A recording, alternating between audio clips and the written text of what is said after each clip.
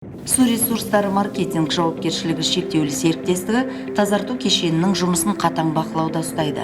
Қаланың кәріз жүйесінің жұмысын жүйелеп қойған десек болады. Осы кешенде тазартылатын суды егістікте суғаруға пайдалану өте тиімді. Суғару мәселесі өзекті екенін ескеретін болсақ, бұл көп шаруаға да, кәсіпкерге де өте оңтайлы.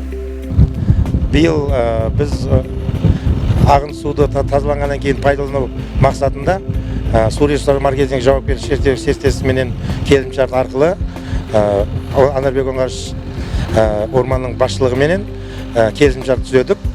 Ол жерде біздің мекемеге қарасты 50 гектар жерге жауындату суғару әдісіменен техникалық өсімдікті суғару мақсатында жаңадан алып келген жауындату суғару құралғысыменен орналастыру мәселесін қарастырдық. Аталған жобаны біз 15 маусымда іске асырдық.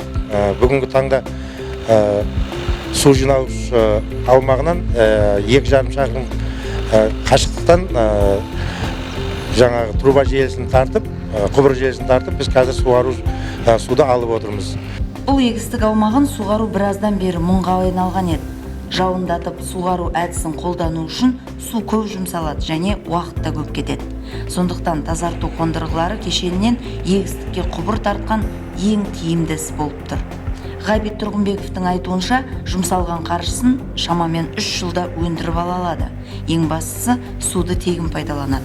Бір жылда Бөржар су қоймасы арқылы 26 миллион текше метр су жиналады екен. Алдағы кезде тазартылған су көлемі арта түспек.